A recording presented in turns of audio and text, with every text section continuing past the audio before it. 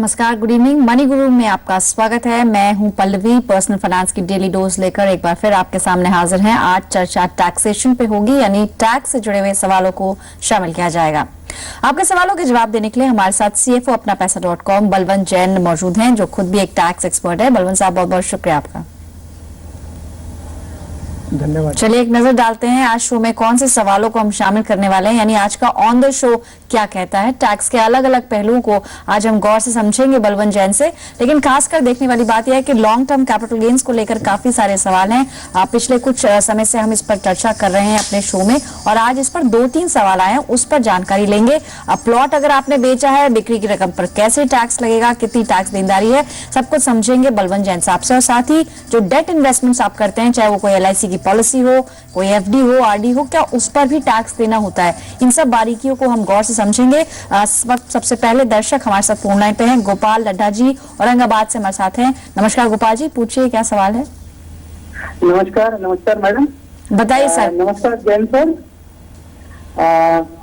मैं औरंगाबाद रहता हूँ। 52 एज है मेरी जी। और मेरी इनकम है around 4 to 5 lakh rupees. Okay. Below 5 lakh. Okay. और मैंने पोस्ट ऑफिस में कुछ रिकरिंग डिपॉजिट वगैरह खोल रखी है, जो कि हमारी पोस्ट ऑफिस की रिकरिंग डिपॉजिट 3 साल के से लेकर 10 साल तक भी चल सकती है। ठीक है। और यदि मैं 3 साल के बाद में विड्रॉ कर लेता हूँ 5 साल के पहले, तो मुझे 4% सेविंग बैंक इंटरेस्ट मिलता है। ठीक है। ठीक है। और यदि मैं 5 साल से ज्यादा RD चलाता हूँ, तो पोस्ट ऑफिस का जो ठहरा हुआ है 8 या 8.5% इंटरेस्ट, वो इंटरेस्ट मुझे मिलता है। ठीक है। तो जब मैं 5 साल से ज्यादा RD चलाता हूँ, 6, 7, 8, 9 या 10 साल, तो मैच्योरिटी पे जो अमाउंट मिलेगा, क्या उसमें जो बढ़त मिलेगी इंटरेस्ट के पैमाने पे, ठीक है, तो क्या वो मेरे टैक्सेबल इनकम में ऐड होगी, ये मैं जानना चाहता था। चलिए समझेंगे इस चीज को। बलवंत साहब, थोड़ा कॉम्प्लिकेटेड हो गया यहाँ पर जो इन्होंने बताया। RD भी चल रही है, कुछ ब्याज आएगा, उसको थोड़ा सिंप्लीफाई कर दीजिए। देखिए पल्लवी, ऐसा है, लड्डा जी ने बताया कि वो RD में पैसा डाल रहे हैं और उनकी जिज्ञासा है कि वो जब पैसा RD मैच्योर होगी तो वो पैसा टैक्सेबल होगा कि नहीं होगा। तो जहां तक सवाल मैच्योरिटी प्रोसीड्स का है, पूरा जो RD का जितना पैसा मिलेगा वो पूरा टैक्सेबल नहीं होगा, पर जो इंटरेस्ट पोर्शन है वो जिस साल में इनको मिलता है उस साल में टैक्सेबल हो सकता है, अगर उन्होंने पहले वाले सालों में अगर वो प्रोपोर्शनेटली इनकम नहीं बताई है। अगर वो हर साल उस RD के अकाउंट की जो रिलेटेड प्रोपोर्शनेट इनकम बताते हैं, तो 5वें साल में, 6ठे साल, 7वें साल में उस साल की ही इनकम पे उनको टैक्स लगेगा। बाकी अगर उन्होंने ऐड नहीं किया और सब एक साथ में बता रहे हैं, तो जो इंटरेस्ट का पोर्शन है उसमें उनको टैक्स भरना पड़ेगा। और वो हर साल कितना इंटरेस्ट एक्रू हुआ, इसके लिए वो पोस्ट ऑफिस को रिक्वेस्ट कर सकते हैं, तो पोस्ट ऑफिस उनको एक्रूड इंटरेस्ट का सर्टिफिकेट दे देगी। चलिए, तो यानी पिछले 4 साल में अगर आप ITR में दिखा दी आपने जो इंटरेस्ट इनकम है, तो आपको टैक्स नहीं लगेगा। अदरवाइज आप जैसा बता रहे बलवंत साहब, वो आपके इनकम में ऐड होता है और उस हिसाब से ही स्लैब के अनुसार आपका टैक्स कटता है। और एक जरूरी बात जो यहाँ पर बलवंत साहब ने बताया कि पोस्ट ऑफिस से आप एक सर्टिफिकेट ले सकते हैं कि हाँ आपने ब्याज जो है आपने लिया है और उसको दिखाया भी है अपने रिटर्न्स में, तो फिर दोबारा उस पर टैक्स लगने की कोई बात नहीं होती है। अगले दर्शक है राजेश यादव, पुणे से हमारे साथ मौजूद है। नमस्कार मिस्टर यादव, पूछिए क्या सवाल है। हाँ मैडम, मेरा ये सवाल था, मेरे अभी फिलहाल मेरे पास एक फ्लैट है जी, जो मैं 2-3 साल पहले लिया हूँ। ठीक है। तो उसका अभी जो कीमत है वो लगभग 25 लाख। ओके। तो वो सेल करके मैं दूसरा बाय करना चाहता हूँ। ठीक है। तो ये जो पूछना था कि उसके लिए मुझे कोई टैक्स पे करना पड़ेगा। ओके, कितना साल हो गया इस घर को? आपने बताया 3 साल पुराना है ये। 3 साल हो गया है। हाँ। ठीक है। और जो नया घर लेंगे वो इमीडिएट लेने की सोच रहे हैं या फिर 1-2 साल बाद? ना, इमीडिएट ही मैडम। ठीक है। ठीक है, बलवंत साहब बताया इन्होंने लॉन्ग टर्म कैपिटल गेन्स इनको लगेगा क्योंकि 3 साल इनके कंप्लीट हुए हैं। तो ऐसे में अगर ये दूसरी प्रॉपर्टी ले रहे हैं, कितने समय के अंदर लेनी होगी? और अगर फिलहाल प्रॉपर्टी नहीं ले रहे हैं तो ये जो पैसा आएगा कहाँ लगाएं, क्योंकि टैक्स नहीं देना चाहते। देखिए राजेश जी, आप चूंकि एक रेसिडेंशियल प्रॉपर्टी बेच के दूसरी रेसिडेंशियल प्रॉपर्टी खरीदने की सोच रहे हैं, तो आपको जो इनकम टैक्स एक्ट का सेक्शन 54 है उसके अंदर एग्जेम्पशन मिल जाएगा।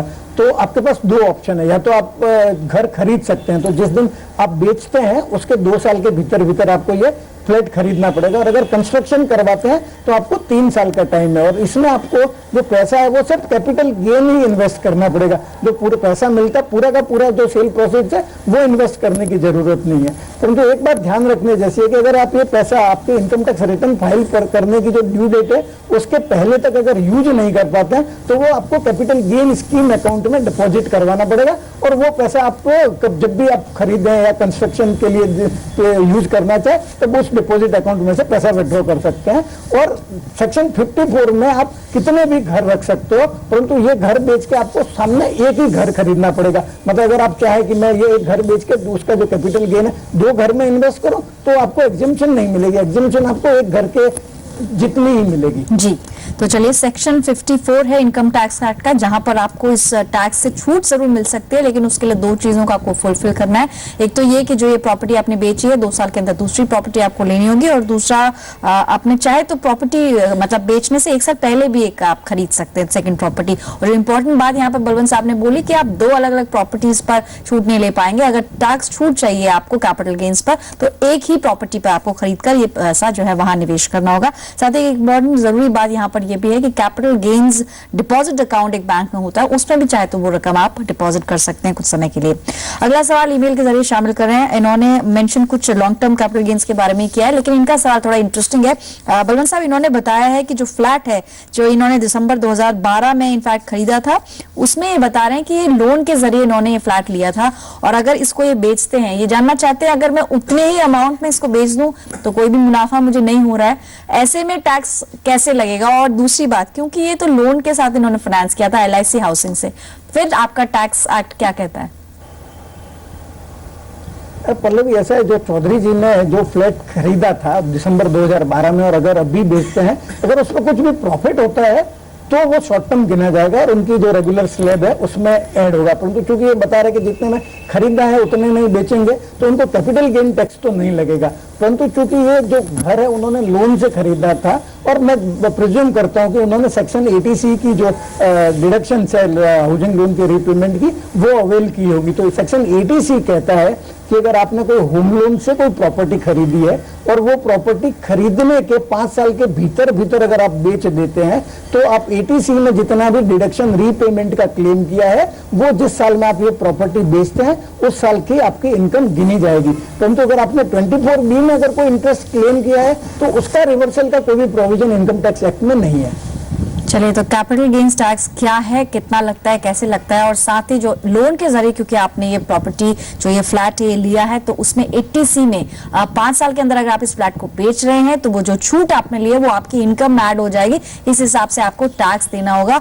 और शॉर्ट टर्म कैपिटल गेन्स होगा क्योंकि दिसंबर 2012 में अभी 2 ही साल इसमें हुए हैं, बल्कि 2 साल भी नहीं हुए, दिसंबर 2012 के हिसाब से ये 3 साल से कम का समय है। शॉर्ट टर्म कैपिटल गेन्स यहाँ पर लग रहा है। टैक्स से जुड़े हुए सवालों को हम शामिल कर रहे हैं इस शो में, और आपको भी कोई सवाल भेजना है टैक्स लिखकर आप अपना सवाल स्पेस देकर 57575 पर भेज सकते हैं। ईमेल आईडी भी नोट कर सकते हैं, आपकी स्क्रीन के निचले भाग में है moniguru@zenetwork.com। ईमेल से सवाल भेज रहे हैं तो फोन नंबर लिखना ना भूलें। जल्द लौटेंगे, बलवंत जैन से बातचीत जारी है।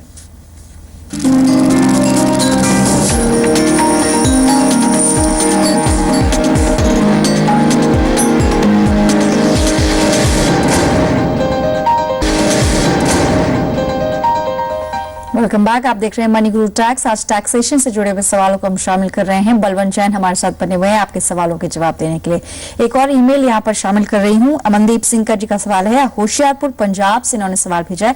HRA के बारे में थोड़ा सा जानकारी लेना चाहते हैं। 4,500 रुपए रेंट ये देते हैं, जानना चाहते हैं नए प्रोविजंस क्या कहते हैं। इनके रेंट के हिसाब से HRA की अगर ये बात करें क्लेम कर पाएंगे या नहीं? बलवंत साहब। देखिए पल्लवी, ऐसा है कि HRA क्लेम करने के लिए जो प्राइम कंडीशन है वो कि आप एक्चुअली रेंट पेमेंट करना चाहिए, और वो जो प्रॉपर्टी है वो आपकी खुद की आइदर सोलली या जॉइंटली नहीं होनी चाहिए। कितना एग्जेम्पशन मिलेगा वो डिपेंड करेगा 3 फैक्टर पे है। पहला तो जो है कि जो आप एक्चुअल HRA आपको मिल रहा है वो, दूसरा आइटम है कि आप जो रेंट पे कर रहे हैं वो आपकी 10% जो सैलरी बेसिक सैलरी है उससे कितना ज्यादा है, और तीसरा, जैसे ये तो होशियारपुर से है, तो आपका जो सैलरी है उसका बेसिक सैलरी का 40% है, और अगर आप मेट्रो में रहते हैं तो 50% तक डिडक्शन मिल सकता है। तो ये जो मैंने पल्लवी 3 आइटम बताई है, 3 आइटम में से जो कम है उस पर आपको ये जो एग्जम्पशन है मिलेगा। परंतु अगर आप रेंट जो पेमेंट करें वो 10% से ज्यादा नहीं है तो फिर आपको कोई भी एग्जम्पशन नहीं मिलेगा।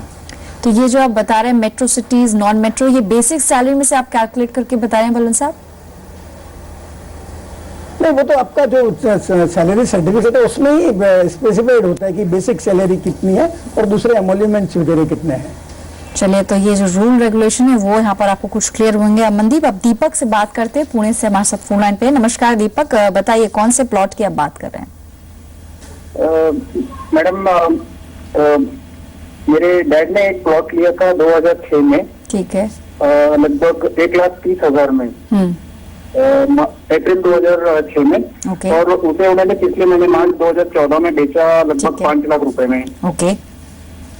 तो मेरे 2 सवाल है। एक, क्या उन्हें उस पर कैपिटल गेन टैक्स जो लगेगा मेरे पिताजी को, वो एक रिटायर्ड गवर्नमेंट सर्वेंट है, लगभग ठीक है। 15,000 पर मंथ उनकी पेंशन है, ठीक है। ओके।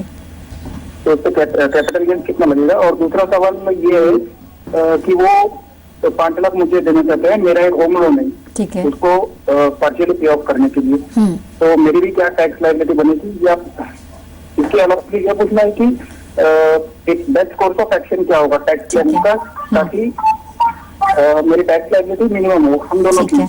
ओके, चलिए बलवंत जैन मैं आपके सवाल का जवाब देंगे, फोन लाइन पर बने रहिए। दीपक ने जो सवाल पूछा बलवंत साहब, तो इन्होंने 2 पहलुओं में सवाल पूछा है। पहला तो ये जो ये रकम आई है 5 लाख रुपए की, और प्लॉट की कीमत उससे काफी कम थी क्योंकि 2006 में ये खरीदा गया था प्लॉट। कितना इसमें टैक्स बन रहा है? क्योंकि जाहिर है 3 साल से ऊपर है, जैसे हम पहले भी डिस्कस कर रहे हैं, लॉन्ग टर्म कैपिटल गेन्स यहाँ पर इनको देना होगा। दूसरी बात ये कि ये रकम जो 5 लाख की है, अगर ये अपने बेटे को दे देते हैं और वो अपना होम लोन इससे पे ऑफ करते हैं, ऐसे में क्या इनकी इनकम में ऐड हो जाएगा? देखिए पल्लवी, दूसरे प्रश्न का जवाब मैं पहले देना चाहूंगा। सेक्शन 56 के हिसाब से अगर आप अपने रिलेटिव वगैरह से कोई भी गिफ्ट वगैरह लेते हैं, जो क्लोज रिलेटिव है, पेरेंट्स है, ब्रदर है, सिस्टर है, brother in law, sister in law वगैरह, तो आपको बिना किसी लिमिट के वो गिफ्ट है वो पूरी एग्जम्प्ट है। तो जैसे ये फादर के पास में जो 5 लाख रुपए आए हैं और वो लेके अपने लोन का भुगतान करना चाहते हैं, तो इनकी कोई टैक्स लाइबिलिटी नहीं मिलेगी, टैक्स इम्प्लीकेशन नहीं होगी। जहाँ तक पहला प्रश्न है कि इनके फादर की टैक्स लाइबिलिटी का है, मेरे पास जो डिटेल है उसके हिसाब से उसके प्लॉट की कीमत 1,80,000 रुपए थी और उस 2006 में खरीदा। आज उसको इंडेक्स कॉस्ट 3.25 लाख के आसपास होती है, तो ये करीब 1,75,000 का उनका लॉन्ग टर्म कैपिटल गेन होता है। अब जैसे उन्होंने बताया इनके फादर रिटायर्ड गवर्नमेंट सर्वेंट है, तो इनकी जो 15,000 की जो पेंशन के हिसाब से 1,80,000 की पेंशन होती है। जो सीनियर सिटीजन है तो जो बेसिक एग्जेम्पशन की लिमिट है वो 2.5 लाख की है, तो 2.5 लाख में ये 70,000 रुपया कम पड़ता है। जैसे 1,80,000 पेंशन है और बेसिक एग्जेम्पशन है 2,50,000 की, तो 70,000 रुपया जो है वो अपना ये जो लॉन्ग टर्म कैपिटल गेन है वो सेटअप कर सकते हैं। तो जो टैक्सेबल कैपिटल गेन है वो 1,05,000 बचता है। उस पर अगर ये टैक्स भरना चाहे तो 20.36% के हिसाब से फ्लैट रेट है लॉन्ग टर्म कैपिटल गेन का, वो भर सकते हैं। और अगर टैक्स नहीं भरना चाहते हैं तो 1,05,000 रुपए के ये जो कैपिटल गेन बॉन्ड्स हैं वो खरीद सकते हैं REC के, रूरल इलेक्ट्रिफिकेशन कॉर्पोरेशन के या national highway authority of India के। परंतु ये जो बॉन्ड है उनको जो जिस दिन सेल किया उसके 6 महीने के भीतर खरीदने पड़ेंगे। आपने बताया कि कुछ बॉन्ड्स भी हैं सरकारी कंपनियों के, चाहे NHAI हो या फिर REC के बॉन्ड से खरीद सकते हैं। लेकिन एक चीज है, आपने बहुत सारे फिगर्स यहाँ पर बता दी, थोड़ा सा इसको अगर सिंप्लीफाई मुझे करना हो, आपने बताया इंडेक्स कॉस्ट के हिसाब से जो ये जो राशि बन रही है करीब 1,75,000 रुपए, उस पर इनको टैक्स देना होगा, 20% की दर से टैक्स लगेगा। लेकिन किस राशि पर ये लग रहा है और ये कैसे कैलकुलेशन हमें बताइए, क्योंकि यहाँ पर पेंशन से जोड़कर हम इसको देख रहे हैं। इनकी पेंशन आपने बताया 15,000 रुपए, जैसे दीपक ने मेल में लिखा था, पर मंथ 15,000 रुपए, यानी कि साल की 1,80,000। तो एग्जेम्पशन कितना है सीनियर सिटीजन के लिए और टैक्स कितना बन रहा है? देखिए एग्जेम्पशन जो है सीनियर सिटीजन के लिए 2.5 लाख का है, तो जो इनकी जो पेंशन की इनकम है वो 1,80,000 है, तो 70,000 वहां पे डेफिसिट है। तो जो इनका ये कैपिटल गेन है, लॉन्ग टर्म कैपिटल गेन 1,75,000 का, उसमें से ये 70,000 वहां कम हो जाएगा, तो जो टैक्सेबल कैपिटल गेन है वो 1,05,000 ही बचेगा। पल्लवी, चलिए, तो आपको कुछ कैलकुलेशन दीपक यहाँ पे समझ आ गई होगी। और अगर आपके पिता ये 5 लाख की राशि आपको देंगे, वैसे भी तो ये तो सेक्शन 56 में रिलेटिव हैं, क्योंकि ब्लड रिलेशन में आते हैं, तो आपको तो टैक्स देनदारी कुछ भी नहीं लगेगी। और पिताजी को कितना टैक्स लगेगा वो बलवंत साहब ने बता दिया है। फिलहाल ब्रेक के लिए रुक रहे हैं। आपको भी कोई सवाल भेजना है टैक्स पर तो आप ईमेल आईडी नोट कर सकते हैं हमारा moneyguru@znetwork.com। स्क्रीन के निचले हिस्से में आपको ईमेल आईडी दिख जाएगा। साथ ही आप SMS भी कर सकते हैं, टैक्स लिखकर 57575 पर स्पेस देकर अपना नाम लिखें। याद रहे, मेल से अगर सवाल भेजा है तो मेल के जरिए रिप्लाई नहीं करेंगे, शो में उस सवाल को शामिल किया जाएगा और इस प्रोग्राम के दौरान आपके सवाल को लिया जाएगा। फिलहाल एक ब्रेक के लिए रुकते हैं, चल लौटेंगे।